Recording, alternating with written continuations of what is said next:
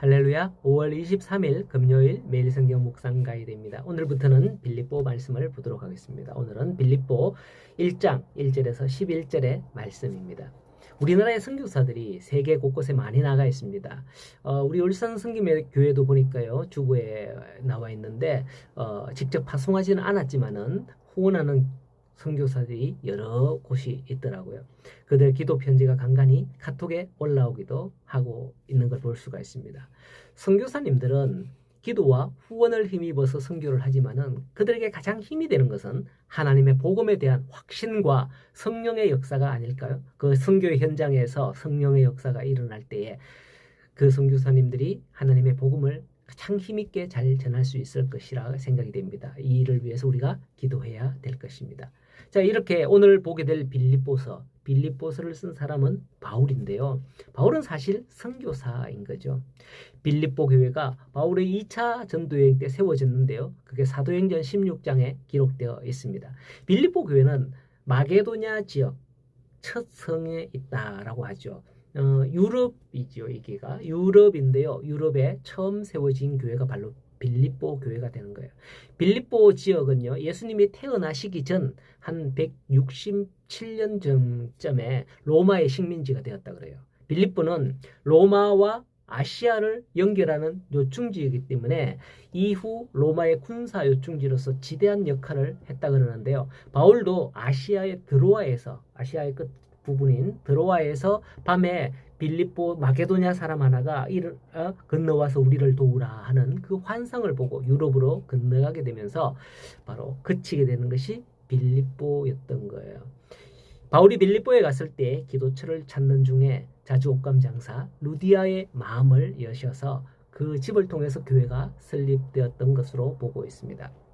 당시의 여인은 사회의 역할을 하는 이가 아니었습니다. 그럼에도 하나님은 사회적으로 아무 역할도 할 수 없는 그 한 여인을 통해서 유럽 지역에 복음의 문을 열어가시는 교회를 세워가는 것을 볼 수가 있는 거죠. 이후 빌립보 교회는 바울의 복음 선교를 위해서 연보를 해서 보내기도 하는 등 복음에 힘쓴 교회 중에 하나로 사도행전에 기록되어 있습니다. 그렇기에 바울은 빌립보 교회에 대해서 굉장히 관심을 가지고 있었음이 분명하겠죠.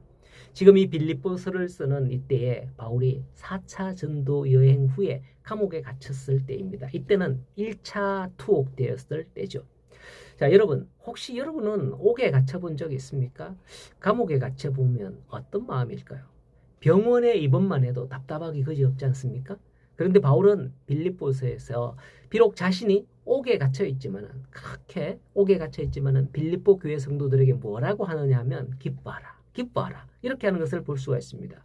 1장에서는 고난으로 얻는 그 기쁨, 2장에서는 섬김으로 얻는 기쁨, 3장에서는 믿음으로 얻는 기쁨, 4장에서는 나눔으로 얻는 기쁨에 대해서 이야기하면서 내게 능력 주시는 자 안에서 내가 모든 것을 할 수 있으니 주 안에서 항상 기뻐하라 이렇게 빌립보서에서는 권면하고 있는 걸 볼 수 있죠.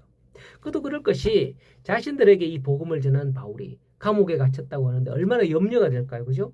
예. 그러나 바울은 이처럼 기뻐할 것을 빌립보 교회에 빌립보서를 써서 전하고 있는 걸 볼 수가 있습니다. 이렇게 1절을 보면 바울은 그리스도 예수의 종이라고 자신을 소개하고 있거든요. 더욱이 종에 대한 단어 헬라어로 둘로스라는 단어입니다. 이 둘로스라는 단어는 종이라는 뜻도 있고 노예라는 뜻도 있거든요. 당시에는 종과 주인의 모습이 아주 일반화되어 구분되어 있는 그런 시대입니다. 우리나라 예전에 조선시대 양반과 쌍놈이 구분되어 있듯이 말이에요. 종은 주인의 재산이기도 하기에 주인이 마음대로 할 수 있던 그런 시대였거든요. 종의 생사열탈권은 주인이 가지고 있기에 자신은 종이므로 어찌되었든 상관없다. 바울은 이러한 전제를 말씀을 하고 있는 겁니다. 오늘날 사회의 문제가 뭔지 아십니까? 자기가 주인이니 주인의 권세를 휘두르겠다는 데서부터 문제가 발생하거든요. 자기가 종이라 생각한다면 아무런 문제가 없어요. 지금 대선 선거를 앞두고 있습니다만은 선거 전에는 자기가 전부 다 종이라 그래요. 종. 그러나 당선만 되고 나면 주인 행세를 하니 그게 문제가 되는 거예요. 이번에는 정말 국민을 위해서 종으로 섬기는 그런 분이 참 뽑혔으면 좋겠습니다. 해 주십시오. 자, 계속해서 1절 보면 종된 바울은 빌립보에 사는 성도와 감독들과 집사들에게 편지한다라고 하죠. 이러한 표현은 자신은 낮추고 그들은 높이는 격이 됩니다. 자신은 종으로 섬기는 자가 되지만은 그들은 성도요, 감독이요, 집사라는 거예요. 그만큼 그들을 존경하고 자신보다 높여주는 표현이죠. 이번 스승의 날이 있었을 때에 여러 성도님들께서 목사님과 우리 섬기는 분들에게 스승으로서의 덕담과 더불어서 감사의 표현을 하셔서 참으로 감사했어요. 그래서 저는 카톡으로 이렇게 올라오는 그런 것들을 보면서 한마디도 답을 할 수가 없었습니다. 내가 뭐 어찌 그들에게 스승의 대접을 받을 수 있을까 하는 마음에 그냥 밑에다가 이모티콘만 이렇게 탁탁 표시해서 마음만 표현했습니다만은 그렇습니다. 목사는 성도들을 섬기는 종이 되어야 할 거다라는 거예요. 목사가 성도들 위에, 교회 위에 그렇게 설 때는 교회는 반드시 문제가 발생합니다. 하지만 성도들 또한 바울과 같은 스스로 낮은 자세를 견지해야 돼요. 성도들 자신도. 그렇게 자신은 종으로 서로 섬긴다는 그 마음이 있을 때 2절의 말씀처럼 하나님 우리 아버지와 주 예수 그리스도로부터의 은혜와 평강이 너희에게 있을지어다. 서로 축복할 수 있는 거예요. 서로 종으로 섬기고 자기를 안 낮추면 네가 그래 잘났어. 그래 알아서 해봐라. 뭐 서로에게 그런 마음이 아닐까요? 그런데 참 서로에게 은혜를 나누고 끼치고 이러면 하나님 저분에게 좀 축복해 주십시오. 저는 저렇습니다. 이렇게 하지 않겠어요? 그래요. 우리 울산 승김회 교회도 우리 하 목사님께서 너무나 잘 섬기고 이제 10주년이 됐잖아요. 그죠? 이번 주간에 10주년 행사를 하는데 그렇습니다. 참 개척하셔서 10주년 동안 너무 잘 섬기니까 이렇게 교회가 부흥하고 있는 걸 보고 또 저도 협동 목사로 함께 있으면서 너무나 기쁜 소식에 참으로 하나님의 은혜와 평강이 함께하여 참으로 감사드립니다. 자, 바울은 이제 3절에 내가 너희를 생각할 때마다 하나님께 감사하고 간구할 때마다 너희 안에서 착한 일을 시작하신 이가 예수님이시며 그리스도 예수의 날까지 이루실 줄을 확신한다라고 합니다. 자신이 그 교회를 세웠지만 그 교회를 시작하신 이가 예수님이라는 거죠. 빌립보 교회를 통해서 예수님께서는 반드시 복음의 일을 이루실 것을 확신한다라고 하는 겁니다. 여기서 착한 일이란 바로 성도들을 구원하시는 그 모든 일들을 하나님께서 예수님을 통해서 하신다는 거예요. 그게 7절에 8절에 보면 7절과 8절에 보면 바울의 마음에 있고 내가 매임에도 불구하고 복음의 확정에 따라서 은혜가 넘칠 뿐이다라는 것이며 바로 그것을 내가 예수 그리스도의 심장으로 느끼며 하나님께서 이 일에 정인이 되어 주실 것이다. 그러므로 너희는 아무 걱정하지 마라. 내가 감옥에 갇혔다고 슬퍼하거나 낙심하거나 걱정하지 마라. 기뻐해라. 뭐 이런 말씀인 겁니다.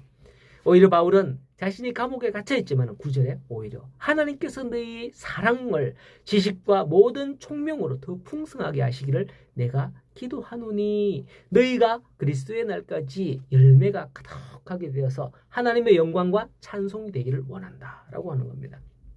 바울이 비록 감옥에 갇혀서도 이렇게 기도할 수 있는 것은 바로 복음을 굳게 믿음 때문이었고 그들에게서 그 복음의 증거들을 보았기 때문이 아니었겠습니까?